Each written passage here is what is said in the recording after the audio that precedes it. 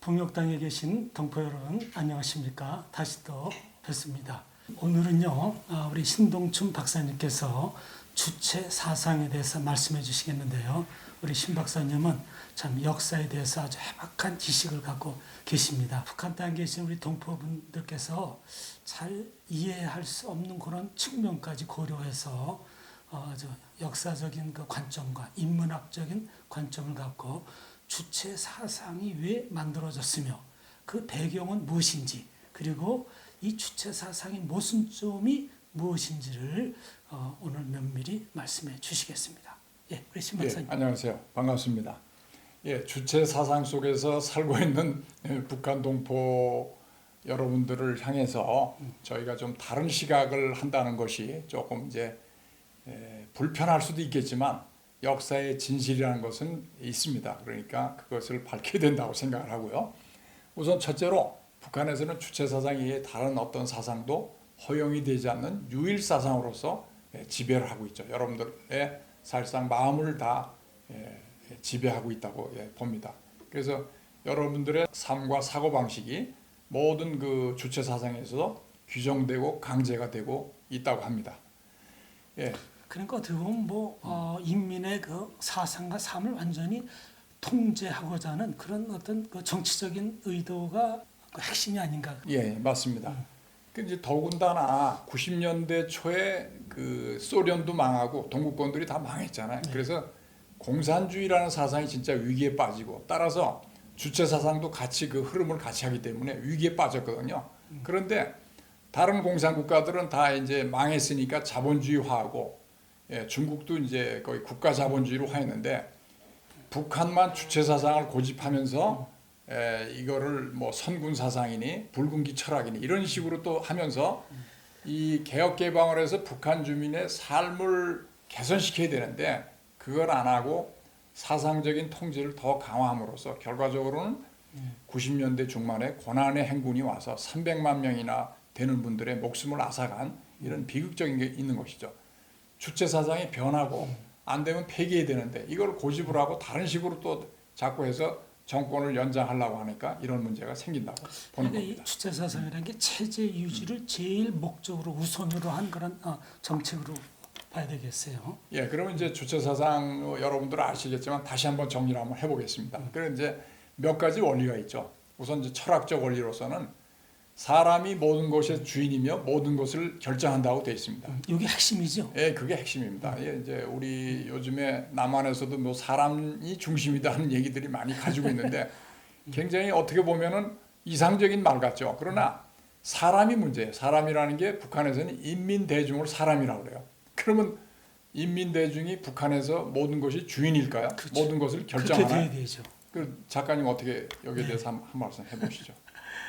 그러니까 이제 사람이 주인이다, 모든 것을 결정한다고 그런 원리는 제시했지만은 실제적으로는 그렇지 않고 대중이 아닌 1인 독재자가 모든 것을 다 결정하고 모든 것을 다 관할하는 그런 독재 체제화 된 것이죠. 그게 이제 사람의 내용이 인민대중이라는데 북한 헌법에 보면 인민대중이 역사 발전 과정에서 부족하니까 당과 수령의 영도를 받는다고 돼 있어요. 그러면 사람이 중심이 될 수가 없고 위에서 다 지도에 의해서 되는 거잖아요. 그러면 자유는 없는 것이죠. 그러니까 이제 저희가 주장하는 거는 북한에서 사람이라는 이 모든 우주의 주인이 도대체 무슨 자유와 권한을 누리고 있는지 그게 이제 의문을 제기할 수밖에 없다 하는 얘기입니다.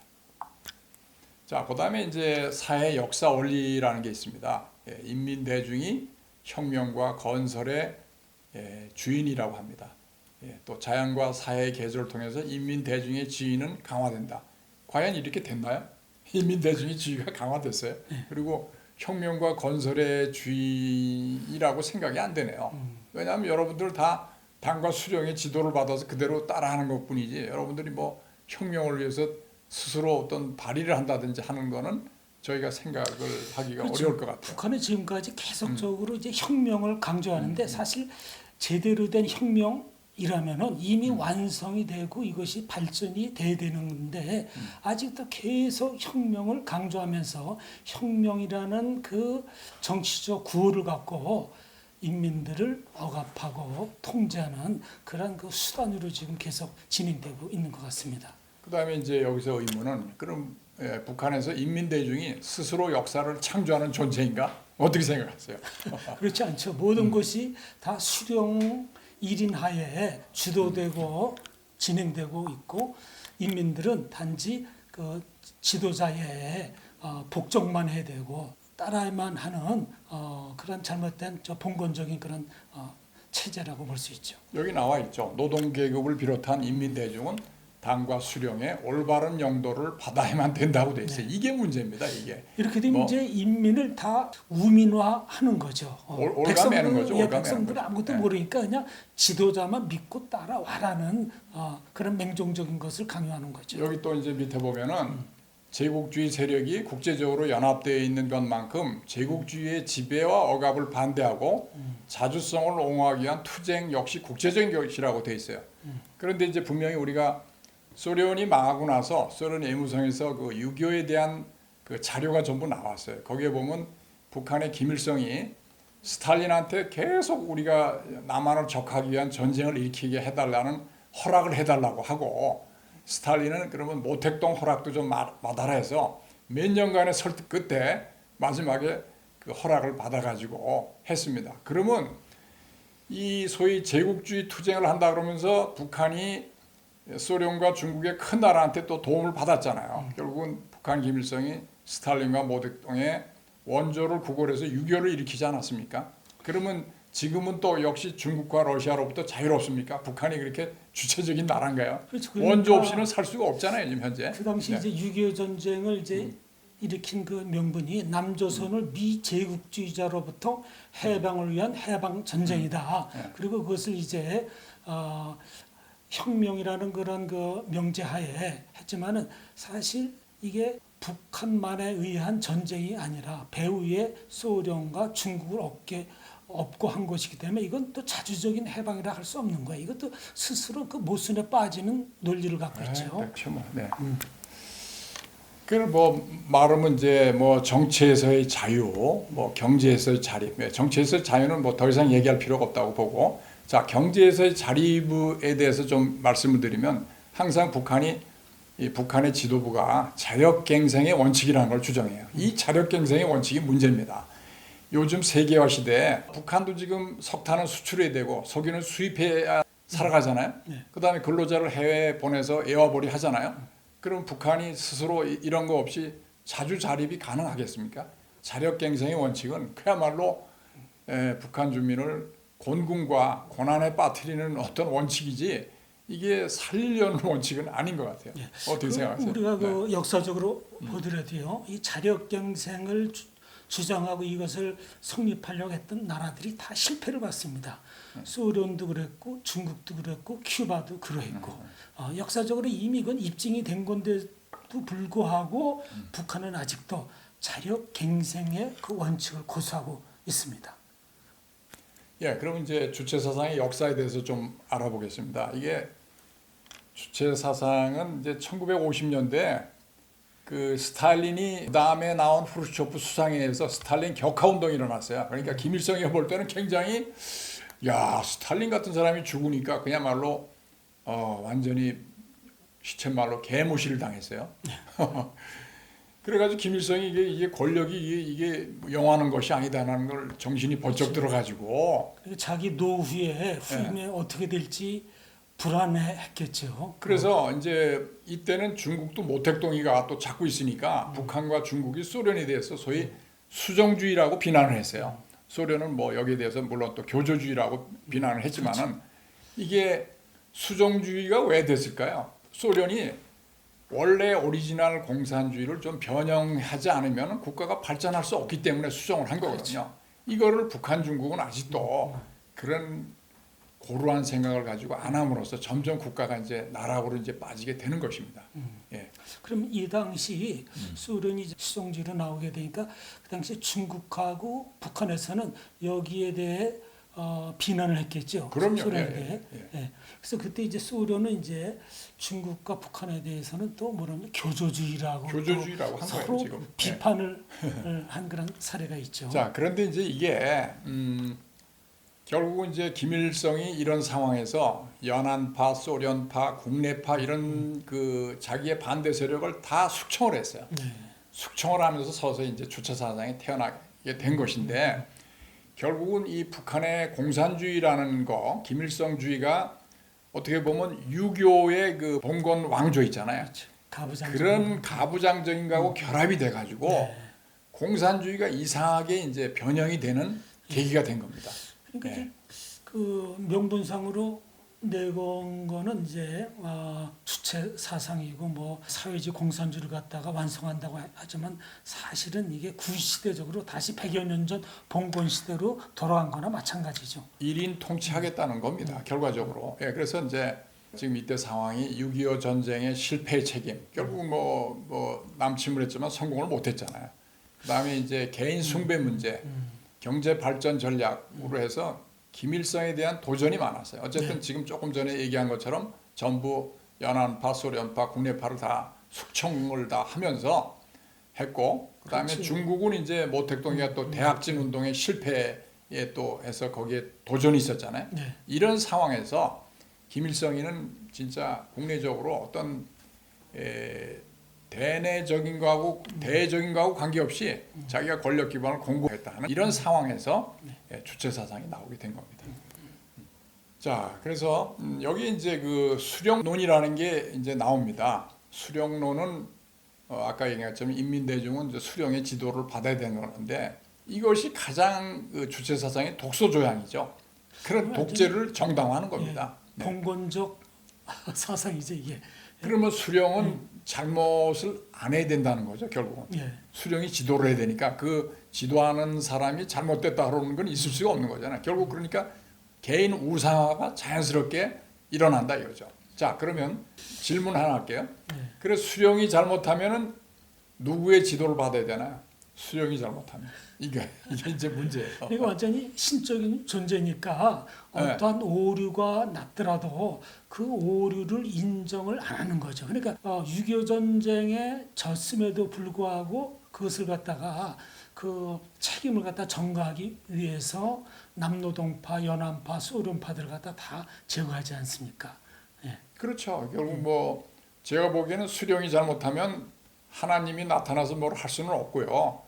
인민 대중이 오히려 지도를 해죠. 수령이. 네. 그런데 근데 그게 체제상 이제 그게 체제상 안 그게 되는 안 거죠. 되잖아요. 인민 대중은 항상 밑에 있기 때문에 이게 불가능하다는 그런데 이제 것입니다. 자유민주주의 제도에서는 선거를 통해서 예. 그 지도자가 정치를 잘못하고 인민의 삶을 잘못 이끌어가면은 선거를 통해서 얼마든지 바꿀 수 있는 그 제도적 장치가 있는데 북한에서는 그것이 원천적으로 차단됐고 봉쇄돼 있는 거죠. 자, 그래서 주체 사상이 이제 국제적으로 65년도에 인도네시아에 가서 그러니까 연설을 했어요. 뭐 조선 민주주의 인민공화국에서 사회주의 건설과 남조선 혁명에 대해서 이렇게 하고 그다음에 66년 8월달에 노동신문에 자주성을 옹호하자 이렇게 돼서 이제 주체 사상이 사실상 탄생을 하게 됐습니다. 여기 이제 김일성이가 사상에서의 주체, 정치에서의 자주, 경제에서의 자립, 국방에서의 자주, 이 소위 주체 사상 4대 원칙이라는 걸 이제 내걸은 그럼 겁니다. 여기 그 네. 정치적인 의도가 말이에요. 북한은 소련이나 중국으로부터 전혀 간섭을 받지 않고 우리는 우리 식대로 나가겠다는 어떤 그 방어선을 친 게 아닌가 하는 뜻을. 예, 그거는 이제 이렇습니다. 그 이제 60년대부터 이제 이 중국 소련이 공산주의 종주국이잖아요. 그런데 이제 수정주의가 된다고 하니까 중국이 여기에 대해서 강력히 비판하면서 60년대에서 중국과 소련이 엄청나게 대립을 했어요. 네, 그렇죠. 그러니까 북한이 어느 편에 들기가 어렵습니다. 그래서 빠져나가는 것이 주체 사상이에요. 또 대외적으로는 어디 편에 쓰면은 한쪽에 쓰면 소련이 싫어하든지 중국이 싫어할 거 아니에요. 그래서 그렇게 불가피하게 이제 그런 측면도 없지 않아 있죠. 일종의 어떻게 보면 좀 중립적 노선을 취한 거라고도 볼 수 있겠네요. 그런 자구책으로. 면에서 자구책이죠, 자구책. 예. 자, 그다음에 이제 70년대에 들어서서는 이제 본격적으로 김일성의 우상화가 시작이 된 겁니다. 그래서 72년에는 조선민주인민공화국 사회주의 헌법에 주체 사상을 명문화하기 하면서 이제 그때는 이미 김정일의 후계 체계가 또 준비되기 시작한 겁니다. 72년이요. 네. 1972년 제가 알기에는 김일성이 60회 생일로 알고 있습니다. 아, 그래요? 예, 예. 아, 그러니까 네. 이때 뭔가 새로운 어떤 전환점이 될 수 있는 정치적인 어떤 새로운 구상을 네. 실시한 것 같네요. 이제 60이 되니까 밑에 이제 후계 체계도 생각을 해야 되고 하는 건데 지금 지구상의 공산주의에서 누가 대를 이어서 이렇게 지도자가 계속해서 나오는 경우가 있었나요? 세계에서? 뭐 봉건주의죠. 그 왕조 시대에서나 볼 수 있는 것이죠. 세습한다는 게. 예, 세습이라는 건 뭐 교회에서도 없는 것이고 어디서나 없는 건데 더군다나 이제 민주국가에서는 선거를 통해서 정권이 교체되니까 그런 일이 없는 거거든요. 유일하게 이제 유일 사상이라고 해서 주체 사상에 의해서 이 세습이 합리화되고 있는 것이죠. 이때 네. 그 김일성이가 김정일한테 세습 정권 하고자 한 것을 중국에서 제일 반대했다고 하더라고요. 예, 예. 그래서 김정일이가 그때부터 중국을 아주 싫어했다는 말이 싫어했다고. 있더라고요. 왜냐하면 공산주의 본질에 사실 중국 입장에서도 그 세습을 허용하면 이 공산주의가 이상하잖아요. 세계에서 볼 때도 또 뭐지 뭐 인민 대중의 어떤 나라인데 그게 어떤 하나의 개인한테 권력이 돼서 세습이 된다. 이게 어려운 얘기고. 그래서 이제 80년대에 접어들어서는 소위 세습 수령에 대한 지속적 충성심을 강조하는 작업이 병행될 수밖에 없는 것이죠. 새로운 어떤 헌법 체제가 필요로 했겠어요. 예. 그래서 이제 김정일이가 아직은 그때 이제 후계자가 안 됐지만 이때 이제 벌써 10대 원칙이라는 거를 제시를 했는데 이게 어마무시한 겁니다. 소위 말해서 이 김일성 동지의 혁명 사상으로 몸바쳐 투쟁한다. 김일성 동지를 충성으로 높이 우러러 모신다. 권위를 절대화해야 된다. 교시를 신조화해야 된다. 자, 더 중요한 게 있죠. 무조건성의 원칙을 철저히 지켜야 된다. 그죠? 그러니까 이 무조건성의 원칙은 무조건 따르라는 얘기잖아요. 위대한 수령님의 크나큰 정치적 신임과 배려에 높은 정치적 자각과 기술로서 충성으로 보답해야 된다. 이 김일성을 완전히 신격화, 우상화 이미 그렇게 된 거죠. 그러니까 우에서 모든 은혜가 베풀어지고 인민들은 거기에 그냥 충성하라는 그야말로 이거는 명령과 복종의 그런 관계라고 봐야죠. 자, 그다음에 이제 혁명 위협을 대를 이어 끝까지 계승하여 완성해 나간다. 이게 이제 세습 체제의 하나의 이게 구실이 되는 거네요. 혁명이 될 때까지는 계속해서 자기들 세습이 정당화된다는 뜻이겠죠. 여기에 혁명 위협이라는 게 뭐겠습니까? 남한을 완전히 적화 통일한다는 뜻이에요. 네. 자, 그럼 나중에 이제 또 적화 통일 문제는 얘기하기로 하고. 북한에서 오신 분이 성경을 공부하면서 거기에 이제 10계명이 나오지 않습니까? 예. 이분들이 그거 보고 깜짝 놀라요.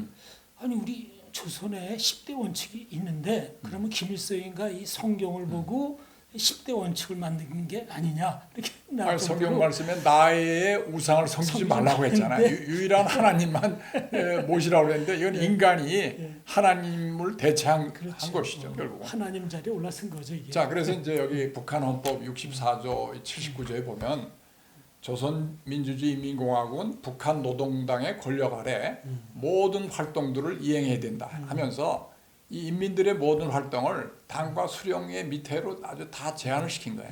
인민대중은 역사의 주체가 될 수가 없고요. 결국 이렇게 되면 당과 수령이 시키는 대로 따라하는 하나의 그 충성을 해야 되는 그런 존재밖에 안 되는 것이죠. 완전 어떻게 보면 참 사교화한 거죠.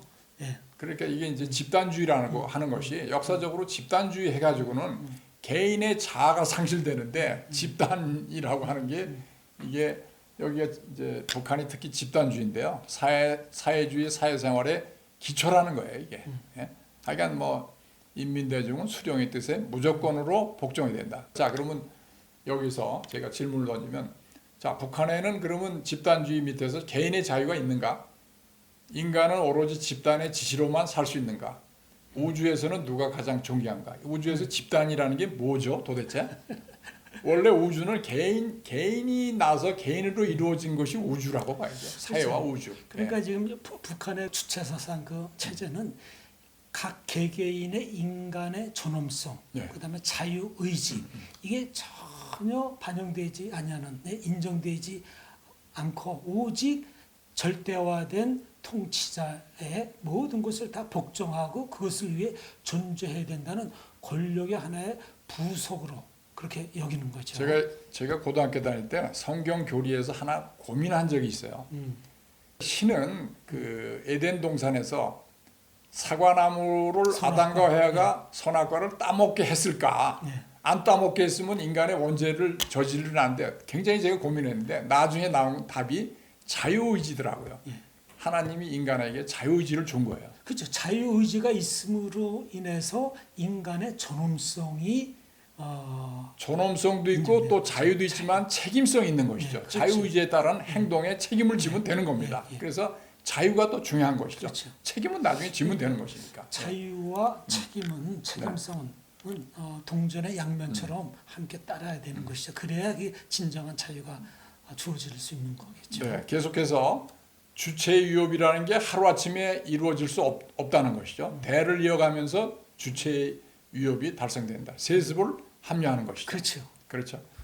예, 그러니까 지금 이렇게 해서 문제는 공산주의가 다 망했잖아요. 소련하고 동구권 전면적 붕괴가 맞물리면서 이제 90년대는 주체 사상이 됐는데도 결국은 북한 체제 최대 위기가 온 거예요. 사상적으로나 경제적으로나. 예. 이제 치명적인 경제적 위기에 직면을 했는데 그러면 이제 어떻게 이걸 돌파하느냐? 결국은 주체 사상의 논리적 보강을 통해서 아까 얘기한 대로 선군 사상 이게 군대를 동원하고 핵을 개발하면서 네. 다시 이제 주체 사상을 강화한다는 그런 식으로 간 거예요. 그리고 북한이 김일성인가 1994년대 죽은 다음에 3년상인가를 국가상으로 했죠. 그러면서 이제 체제 유지의 위기가 왔었어요. 그때에 이제 들고 나온 새로운 이제 노선이 뭐냐면 선군 사상 정치였었어요. 선군 사상. 예. 자, 그래서 그러면 질문을 제가 여기 썼습니다. 그런데 주체 사상의 논리적 보강을 하고 선군 사상을 했는데 결과적으로는 90년대 중반에 우리 고난의 행군 때 300만 명이 굶어 죽었잖아요. 네. 그래서 이게 북한은 주민들을 희생하면서 체제는 유지하는 이런 식으로 간 겁니다. 결국. 예. 네. 그때 김정일이가 북한의 인민들이 300만 정도 굶어 죽는 그 보고를 받고도 이런 말을 했대. 내게는 100만의 평양 시민과 100만의 군대만 있으면 된다 하면서 수백만 명이 아사하는 거기에 대해서 완전히 아이고, 외면했다고 제가 그 하더라고요. 말을 들으니까 또 모택동의 어록이 생각이 납니다. 모택동이가 사람들이 너무나 많이 굶어 죽는 사람이 많이 있었어요. 모택동한테 가니까 예. 그 중에 반은 죽어도 좋다.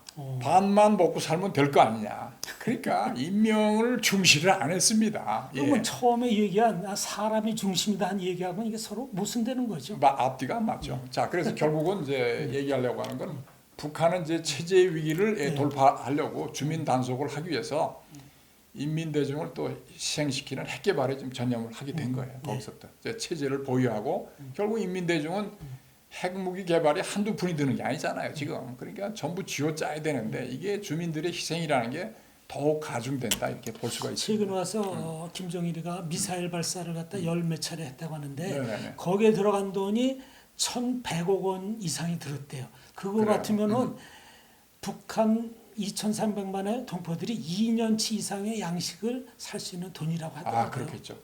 네, 당연히 그렇습니다. 이거 뭐 말할 수가 없는데 그래서 또 김정일이의 이제 권력 승계 이후에는 또 이제 뭐 사회주의 강성대국 건설 사상, 강성대국론, 선군 정치론 이런 게 좀 나왔어요. 최근에 조금씩 달라졌지만 어쨌든 엘리트들과 인민들이 고난의 행군 정신을 가져야 된다고 주장을 하면서 이걸 이제 돌파해 나고자 하면서 많은 희생을 치르게 된 겁니다.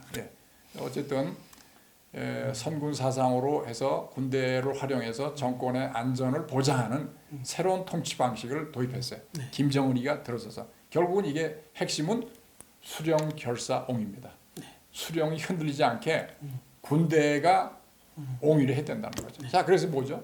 북한군의 의무복무가 남자는 10년, 여자는 6 내지 7년이라고 하네요. 그죠? 그러니까 이게 뭐 어마어마한 희생을 하는 거예요. 배워야 될 황금 시기를 군복무를 통해서 완전히 이게 참 사장시키는 거고 한 개개인의 행복권을 완전히 앗아간 거나 마찬가지죠. 10대 후반부터 30까지 아무것도 못하고 저 군대에서 군화를 벗지도 못하고 이렇게 지금 살아가는 그런 상황이 된 겁니다. 이제 그래서 전반적으로 이제 정리를 하기로 하겠습니다. 주체 사상이 이상적으로 인민 대중을 위한다고 하면서 인민 대중은 또 당과 수령의 영도를 받아 한다는 아주 기본적으로 모순이 되는 상황이죠. 인간은 누가 누구에 의해서 지도를 받는 그런 존재는 아닙니다. 인간이 자각을 해서 내가 공동체 안에서 자유와 책임을 가지고 운영을 하면 국가가 스스로 잘 굴러가는 것이고, 제가 이제 이 시간에서는 뭘 얘기하느냐, 우리 소위 자유민주주의는 어떻게 유지가 되느냐 하는 걸 좀 얘기를 해보겠습니다. 자유민주주의는 이 사람이 기본적으로 자유를 가지고 정부를 수립을 하는데, 만일에 정부가 잘못해서 계속해서 하면은 이 국민들이 정부의 압제한 거에서 정부를 뒤집을 수 있는 그 권리를 항상 보유하도록 돼 있어요. 그렇죠. 그 이제 선거제도를 통해서. 그렇죠. 이제 그거는 이제 폭력으로 하는 건 아니고 선거제도에서 이를테면 4년이나 5년에 한 번씩 선거를 통해서 지도부를 교체하는 것이고, 결국은 역사적으로 볼 때 권력이라고 하는 것은 권력이 강해지면 강해질수록 권력은 부패하게 돼 있습니다. 지금 중국이나 북한이나 다 지도부라고 하는 거는 부패해서 자유로울 수가 없을 거예요. 왜냐하면 그 통제가 되지 않거든요. 결국은 그러니까 이 자유민주주의의 그 정부라고 하는 거는 소위 권력의 균형과 서로 균형과 견제가 이루어지고 있어요. 국회하고 결국은 이제 의회하고 사법부하고 행정부가 서로가 견제 장치가 다 있는 것이죠. 그래서 어느 한쪽에다가 절대적인 권력을 두지 않고 서로가 견제를 함으로써 결국 뭐냐, 개인의 자유를 확보하기 위해서. 안 그러면 어느 한쪽이 커지면은 모든 걸 갖다가 조정 통제하고 전부 할 수 있다는 것입니다. 이것이 역사의 교훈이고, 서양에서는 귀족들이 처음에 이 왕들이 마음대로 했거든요. 그 의회 없이도 세금을 갖다 마음대로 부과하니까 처음에 영국에서 민주주의가 어떻게 발달했냐면 대표 없이 과세 없다 이렇게 얘기했습니다. 그래서 의회 민주주의가 의회를 통해서 왕이 세금을 부과를 해야지만 승인을 해서 세금을 거둘 수 있다, 이제 이렇게 된 겁니다. 그러니까 점점 이제 시민의 권력이 강해지면서 왕권이 약해지면서 결국은 이제 그 영국이 입헌군주제라고 하죠. 왕은 결국은 권한이 쪼그라들어서 형식적으로 왕만 돼 있지, 그러니까 다 지금 내각제로 돼 있잖아요. 국민의 권력을 권력이. 분산화하고 그것을 갖다가 균형화할 때에 참된 민주주의 나라가 될 수 있는 거죠. 그래서 이제 오늘날 주체 사상이라고 하는 거는 어느 한 지도자가 절대 권력을 가지고 그 절대 권력이 세습함으로써 인민 대중, 국민의 자유와 권리가 완전히 침해되는, 보장할 수가 없잖아요. 어떻게 그 사람을 하나님 같은 선한 존재로 우리가 파악을 할 수가 있어요. 인간은 힘을 가지면 부패하게 돼 있고, 영국의 액튼경이 절대 권력은 절대로 부패한다 하는 것이 역사의 교훈이고, 우리는 그거를 교훈으로 삼아서 권력을 절대로 제한을 하고 견제를 했다. 그건 국민의 힘이다 하는 것을 말씀드리면서 이번 시간을 마치도록 하겠습니다. 감사합니다. 다음 주에 또 뵙겠습니다.